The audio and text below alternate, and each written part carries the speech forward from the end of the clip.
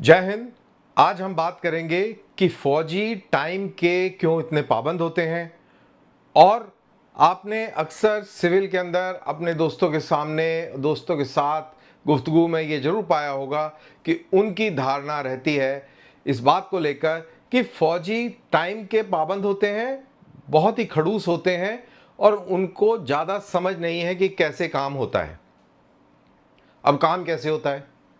आपको शादी का कार्ड दिया, शादी के कार्ड में लिखा 8 बजे आप आइएगा, दावत है। आप 8 बजे पहुंच जाते हैं और वहां देखते हैं कि अभी शामियाना लगा है, अभी कुर्सियां लग रही हैं, टेबल सज रही है और आप अकेले वहां पे पहुंचे हुए हैं कार्ड लेके। होस्ट भी आपको रिसीव करने के लिए वहां नहीं है, सब लोग अपने घर वाले कपड़ों में इधर उधर दौड़ रहे हैं और व्यवस्था बना रहे हैं।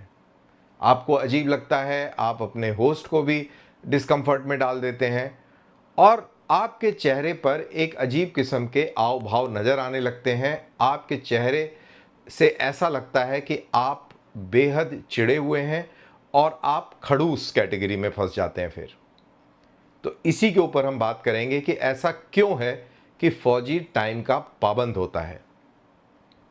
मैं हूं कर्नल दानवीर, आप देख रहे हैं मेरा YouTube channel by the same name, Danveer Singh, and let's get started. इस चीज का जवाब छुपा है बैटल डिसिप्लिन के अंदर। अब आपको मैं एक ओवरव्यू देता हूं। ओवरव्यू ये है कि जब युद्ध में लोग जाते हैं तो बहुत सारे एलिमेंट्स वहां पर होते हैं। वहां पर ग्राउंड फोर्सेस के अंदर इन्फेंट्री होती है, ये पैदल सैनिक। आर्मर्ड होती है, यानी कि ये टैंक।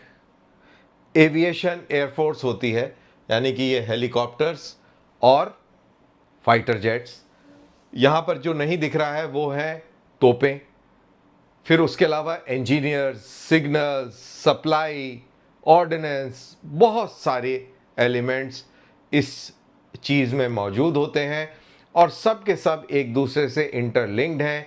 अगर सब के सब एक साथ काम ना करें तो आपका असॉल्ट, आपका आक्रमण, आपका या डिफेंस, जो भी आप कह लें, वो कभी भी सफल नहीं होगा।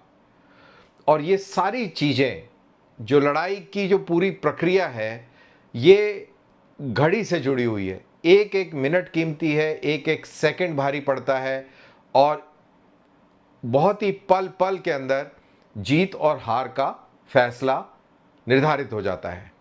तो ये बहुत अहम है। अब क्यों अहम है इसके ऊपर करते हैं बात। अब मान लीजिए कि एक दुश्मन की एक पोस्ट है, उसके ऊपर हमला करना है, लड़ाई छिड़ी हुई है, बहुत बड़ा फ्रंटेज है, कहीं कंपनी डिप्लॉयड है, कहीं बटालियन डिप्लॉयड है, कहीं ब्रिगेड है, डिवीजन है, बहुत कुछ ऐसे करके डिप्लॉयमेंट है और आपको टास्क दिया है कि आप एक कंपनी के ऊपर हमला करेंगे। तो हमला आप हिंदी पिक्चर की तरह नहीं शुरू कर देंगे कि एकदम वंदे मातरम, भारत माता की जय, और चढ़ गए और हॉल में ताली बज गई। ऐसे नहीं होता है। एक फॉर्मिंग अप प्लेस होगी, यानी कि हमला करने से पहले एक निर्धारित स्थान जहां पर आप असॉल्ट की तैयारी वाली पोजीशन में खड़े होंगे और आप वहां से हमला शुरू करेंगे। लेकिन फॉर्मिंग अप प्लेस तक पहुंचने के लिए आप बहुत पीछे से आ रहे हैं। कोई फौज बेंगलोर से आ रही है, कोई लखनऊ से जा रही है, कोई कानपुर से है, तो कोई अमृतसर में थी जो नज़दीक थी। तो बहुत जगह से बहुत किस्म की फ़ौजें जा रही हैं और उन सबको वहाँ पहुँचना है। तो पहले वो एक जगह पर कॉन्सेंट्रेट हुए, फिर उसके बाद में आगे असेंबली में पहुँचे, असेंबली के बाद में फिर वो फॉर्मिंग अप प्लेस में पहुँचे। तो हम बात फॉर्मिंग अप प्लेस से कर रहे हैं। फॉर्मिंग अप प्लेस हुई, फॉर्मिंग अप प्लेस दुश्मन के माइनफील्ड के अपनी तरफ होगी। वहाँ पे आप पहुँच गए, इन्फेंट्री पहुँच गई, टैंक आ गए और उसके बाद सबसे पहले शुरुआत इन्फेंट्री ने करी। तो जब फॉर्मिंग अप प्लेस से जब आप वो लाइन क्रॉस करते हैं, उसको बोल दिया गया HR और उसका टाइम दे दिया गया। अब यहां से सबकी घड़ियां मिली होती हैं और उसका क्या मायने है ये आपको अभी बताता हूं। लेकिन फर्ज कर लीजिए कि HR दिया 8 बजे का, कि 8 बजे हमला शुरू होगा, यानी कि इन्फेंट्री के सैनिक 8 बजे इस स्टार्ट लाइन को क्रॉस कर देंगे। अब माइनफील्ड है 1000 मीटर तक का, उसको पार करना है। आपकी स्पीड सबको पता है इन्फेंट्री में कितनी है, कैलकुलेटेड है, प्लेन में कितनी होती है, डेजर्ट में कितनी होगी और पहाड़ों में किस हिसाब से इंसान चलेगा बैटल लोड के साथ में, तो वो सेट है। तो उससे सब चीज़ें निर्धारित हैं कि जब आप क्रॉस करना शुरू करेंगे तो दुश्मन आपके ऊपर गोली चलाएगा। जब दुश्मन आपके ऊपर गोली चलाएगा तो आप क्रॉस नहीं कर पाएंगे माइनफील्ड, आप वहीं डक डाउन हो जाएंगे, कैजुअल्टी हो जाएगी, असॉल्ट तितर बितर हो जाएगा। तो दुश्मन का सिर नीचे करने के लिए आपको आर्टिलरी का फायर करना पड़ेगा, और आर्टिलरी का फायर करेंगे, बम का गोला गिरेगा तो जहाँ गिरेगा वहाँ तो ध्वस्त करेगा, लेकिन उसके जो शार्पनल्स होंगे, जो लोहे के टुकड़े जो धमाके से चारों तरफ बिखरेंगे, वो भी तो कहीं जाके गिरेंगे, वो भी 100, 200, 300 गज की दूरी पर, depending on the type of artillery shell, वो गिरेंगे। और क्योंकि हमारे ट्रूप्स यानी असॉल्टिंग ट्रूप्स ओपन में हैं, माइनफील्ड को क्रॉस कर रहे हैं, माइनफील्ड से भी कैजुअल्टी हो रही है, वहाँ भी आदमी गिर रहा है, फिर आप चल रहे हैं, आपके आर्टिलरी का फायर, उसके शार्पनल भी आएंगे, वो भी आपको लगेंगे, तो आप अपने ही फायर से अपने आप को ही नुकसान कर लेंगे। ये तो बेवकूफ़ी होगी, ऑब्वियसली नहीं करेंगे। तो क्या होगा, जैसे जैसे आप एडवांस कर रहे होंगे, आर्टिलरी का फायर भी अगले ऑब्जेक्टिव पे या और पीछे चले जाएगा, और एक समय आएगा जब आर्टिलरी का फायर बंद हो जाएगा। वो कब समय आएगा, जब माइनफील्ड क्रॉस कर लेंगे, बिल्कुल आप ऑब्जेक्टिव के नज़दीक होंगे, अभी धावा करने वाले हैं संगीन लगा के, उस समय आर्टिलरी का फायर लिफ्ट हो जाएगा, नहीं तो आपके ऊपर गोला गिरेगा, आप खत्म हो जाएंगे। अब जैसे ही आर्टिलरी का फायर लिफ्ट होगा, आर्टिलरी का फायर जैसे ही लिफ्ट होगा तो दुश्मन मुंडी फिर निकाल लेगा। तो उस मुंडी को दबाने के लिए आप एमएमजी का फायर करेंगे, लेकिन जवान और सैनिक तो हैं बड़ी स्पीड से असॉल्ट करते हुए चले जा रहे हैं, धावा चिल्लाते हुए आगे चले जा रहे हैं। तो आप एक फिक्स लाइन में अगर आप फायर करेंगे तो आपके जवान उनके सामने आ जाएंगे तो वो मारे जाएंगे। तो क्या होगा, मशीन गन भी ऐसे शिफ्ट करेगी, और वो भी ऑब्जेक्टिव के अलग अलग हिस्सों पे, जैसे जैसे फौज बढ़ रही है ऐसे ऐसे वो भी आगे बढ़ेगी। अब ये सारी चीज़ें कहाँ से हैं, कोई व्हाट्सएप पे लाइव लोकेशन नहीं आ रही है कि लाइव लोकेशन आ रही है, अबे यहाँ पहुँच गया, आगे कर, ऐसे नहीं होता है।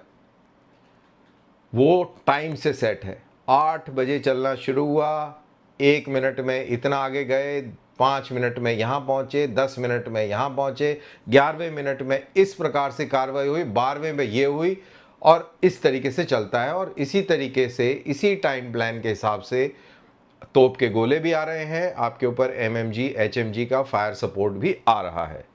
तो बेसिकली डिसिप्लिन और क्लॉक वर्क प्रिसीजन से हमला किया जाता है, सारा खेल इस टाइम का है।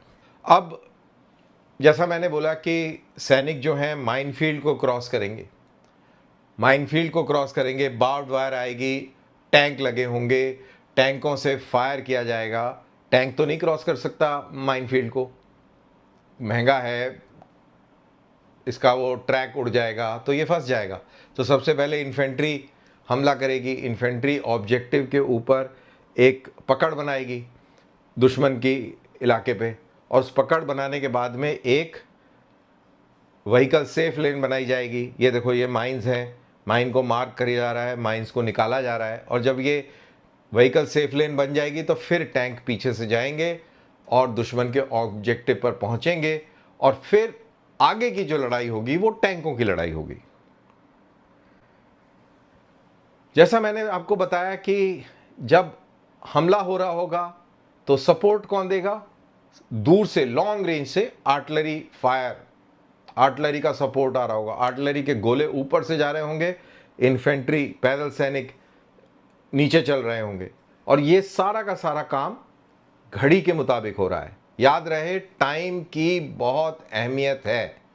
हर स्टेज पर, हर फेज में टाइम बहुत इंपॉर्टेंट है। अगर आप 1-2 मिनट भी ऊपर नीचे होते हैं तो पूरी तजवीज़ जो है वो बिखर जाती है, और हार जीत का निर्णय इसी पे है। दुश्मन का पूरा फोकस ये रहेगा कि आप अपने टाइम के हिसाब से ना चल पाएं, आपका टाइम प्लान तोड़ दिया जाए, आपका टाइम प्लान अगर टूटेगा तो उसकी रीइंफोर्समेंट्स टाइम पे आ जाएंगी। और आपका ये पूरा मुद्दा रहता है कि मैं टाइम से चलूं जिससे कि दुश्मन की रीइंफोर्समेंट ना आ पाए, उनके पहुंचने से पहले मैं पहुंच जाऊं और इलाके पे कब्जा कर लूं। तो सारा खेल टाइम का है, ये टाइम बहुत ज़रूरी है। इसी तरीके से ये एमएमजी हैं और ये एमएमजी फायर हो रहा है और इन्फेंट्री असॉल्ट कर रही है। खैर ये ग्राफिक डिपिक्शन है, बिल्कुल एक्यूरेट नहीं है जैसे होना चाहिए, बट आप ये देखिए कि ये है मीडियम मशीन गन जो कि ये डिपिक्टेड है। अगेन ये MMG on bipod mix and match. तो ये है बेसिकली जो बेल्ट से फायर हो रहा है और जो बहुत रैपिड रेट में फायर कर सकती है गन, वो है मीडियम मशीन गन। 7.62 mm का फायर होता है उसमें। तो ये मैंने आपको बताया। और ये फिर से एक ये स्लाइड है जिसके अंदर अब टैंक क्रॉस कर रहे हैं माइनफील्ड के, माइनफील्ड को ब्रीच कर दिया गया है, उसको वहाँ से जो एंटी टैंक माइंस हैं वो निकाल लिए गए हैं और टैंक अब आगे एडवांस कर रहे हैं। तो ये भी एक कार्रवाई असॉल्ट के बाद होती है। और ये असॉल्टिंग ट्रुप्स हैं, इन्फेंट्री सपोर्टेड बाय टैंक्स, और दुश्मन के ऊपर पोजीशन के ऊपर हमला बोल रही है। और आर्टिलरी का फायर आप देख सकते हैं कि वो दुश्मन की पोस्ट पर आ रहा है। ये देखिए ये जा रहा है डिपिक्शन में और अब ये हमला हो रहा है। तो इस तरीके से हमला होगा। और इसके अंदर एक चीज़ और अहम अहम जुड़ी होगी टाइम के हिसाब से, क्योंकि आपके फौजी अभी, आपके सोल्जर्स एक्सपोज्ड हैं, ओपन में हैं, तो उनका भी टाइम एयरफोर्स के पास भी है कि इतने बजे का एचआर है, ये इतने बजे यहाँ चल रहे हैं, या इतने बजे ये असेंबली एरिया में पहुँच रहे हैं या कॉन्सेंट्रेशन एरिया में पहुँच रहे हैं। तो इनको ऊपर कौन कौन दखल दे सकता है? दुश्मन की तोपें दखल दे सकती है, तो दुश्मन की तोपों पर बमबारी होगी। फिर दुश्मन के टैंक दखल दे सकते हैं, उनके टैंकों पर हवाई जहाज हमला करेंगे। और दुश्मन की पोस्ट जहाँ पर उसने बंकर बनाए हैं, मजबूत बंकर, उसके ऊपर भी हमला होगा। लेकिन ये सब किस चीज़ से निर्धारित होगा? आपकी घड़ी से, कि आपकी घड़ी में क्या टाइम सेट किया गया था लड़ाई शुरू करने का, हमला करने का। तो इसीलिए अब आपको समझ में आया होगा कि टाइम कितना ज़रूरी है फौजी के लिए। और फौजी जब से भर्ती होता है और रिटायर होने तक हर चीज़ टाइम के हिसाब से इसीलिए कराई जाती है, जिससे कि टाइम का पाबंद और टाइम की पाबंदी उसका सेकंड नेचर बन जाए, इनफैक्ट फर्स्ट नेचर बन जाए। वही चीज़ रिफ्लेक्ट लड़ाई में होगी और उसी से लड़ाई का निर्णय निकलेगा कि आप जीतेंगे या हारेंगे। और ये टाइम के पाबंद आप तभी हो पाएंगे अगर आप में वो डिसिप्लिन है। तो फौजी जब मैं सिविल इलाके में आता है, सिविलियंस से मिलता है, उनके साथ में इंटरेक्ट करता है, तो वो ये देखता है कि इनको ना टाइम का कोई वो फिक्र है, ना टाइम से कोई लेना देना है। और उसको बहुत अजीब लगता है, बहुत मुश्किल होता है एडजस्ट करना। अभी मुझे फ़ौज छोड़े काफ़ी समय हो गया, 10 से साल से ज़्यादा हो गए। मैं भी अभी एडजस्ट नहीं हुआ हूँ। मेरे को बड़ा अजीब लगता है कि टाइम दिया और पहुँचे नहीं। और हाँ, कभी-कभी क्योंकि ट्रैफिक बहुत है, बारिश हो गई या कुछ ऐसी हो गई, तो that is understandable. But routine में नॉर्मल जहाँ पे ये सब कुछ नहीं है, सब कुछ नॉर्मल चल रहा है और उसमें भी आप लेट हो रहे हैं, और इतना लेट हो रहे हैं 10, 5, 15 मिनट बड़े-बड़े शहरों में, दैट्स ओके। बट ये नहीं हो सकता कि एक 2-2 घंटा लेट और फिर बाद में बोल रहे हैं यार प्लान चेंज हो गया, अब नहीं आ पा रहा हूँ। तो ये बहुत अटपटा लगता है, बहुत अजीब लगता है। और फौज के अंदर तो यहाँ तक भी कि आप सवेरे कितने बजे उठेंगे, आप पीटी पर कितने बजे जाएंगे, आप ब्रेकफास्ट कितने बजे करेंगे, आप ऑफिस में या अपनी ट्रेनिंग एक्टिविटी में कब पहुँचेंगे, वहाँ से लाइन तोड़ कब होगा, आप हथियार कब जमा कराएंगे, आप खाना कब खाएंगे, आप शाम के गेम्स के लिए कितने बजे पहुंचेंगे, गेम कब ख़त्म होगा, उसके बाद में रोल कॉल कब होगा, फिर रात का खाना कब होगा, और रिट्रीट कब बजेगी, कब आप सोएंगे, कितने बजे आपकी लाइट्स आउट होगी, बत्ती बंद होने का भी टाइम है कि इतने बजे लाइट बंद हो जाएगी। हर चीज़ सेट है। अगर आपको किसी के घर कॉल ऑन करना है, देखो फौज के अंदर सिविल की तरह नहीं है कि ऑफिस वाले घर नहीं आते। फौज के अंदर ऑफिस, घर, परिवार और ये पूरा का पूरा ताना बाना एक बहुत ही क्लोज निट फैमिली की तरह काम करता है। ऑफिशियल एक्टिविटी और प्राइवेट लाइफ में कई बारी आपका एक जुड़ाव मिलेगा, यानी कि आप सोशल फंक्शंस, चाहे वो दिवाली, होली हो, वो सारे के सारे इकट्ठे मिलके मनाएंगे। आप किसी के घर मिलने जाना, कोई आपके घर मिलने आना, ऑफिशियल कॉलिंग ऑन, क्योंकि आप अपनी वाइफ के साथ में ऑफिस में तो नहीं किसी को लेके जाएंगे मिलने के लिए, तो आप फैमिलीज़ घर में एक दूसरे के साथ मिलती हैं। ये एक तरीका है जिससे कि एक दूसरे के जाने कि आप किस बैकग्राउंड से आते हैं, आपकी क्या सोच है, आपका परिवार कैसा है, क्योंकि ये ह्यूमन इंटेंसिव ऑर्गेनाइजेशंस हैं और ये लड़ाई वाली ऑर्गेनाइजेशन है। जैसा कि आप देख रहे हैं, एक दूसरे के साथ में बॉन्डिंग बहुत सख्त होनी चाहिए, जिससे कि अगर इसको कोई प्रॉब्लम पड़े तो ये एकदम अपनी जान की बाजी लगा देगा, और अगर इसको कोई समस्या हो तो ये इसके लिए जान की बाजी लगा देगा। सब के सब प्रतिबद्ध हैं, एक दूसरे के परिवारों को जानते हैं। बहुत ही शानदार एनवायरनमेंट होता है। लेकिन सब कुछ जानने पहचानने के बावजूद भी अगर आप किसी के घर जा रहे हैं और आपने 7:30 का टाइम दिया है, तो आपके घर की घंटी 7:30 बजे बज जाएगी। आप उससे अपनी घड़ी मिला सकते हैं। ये है मिलिट्री प्रिसीजन सोशल लाइफ के अंदर भी, और यही चीज़ उनके बच्चों में भी आ जाती है, और ये एक बहुत ही लार्जर सिस्टम बन जाता है। तो समय बहुत इम्पॉर्टेंट है फ़ौज के लिए, और मैंने आपको समझाया कि वो क्यों इतना इम्पॉर्टेंट है। तो आई होप कि आपको ये चीज़ समझ में आई हो। अगर आपको कल कोई फ़ौजी इस तरीके से दिखे कि ये जल्दी पहुंच गया है, तो उसका मजाक ना बनाएं, क्योंकि उसकी ट्रेनिंग और उसको जिस तरीके से फ़ौज ने बनाया है वो ऐसे ही बनाया है, और उसके पीछे कारण है, और कारण मैंने आपको समझाया, वो है बैटल डिसिप्लिन।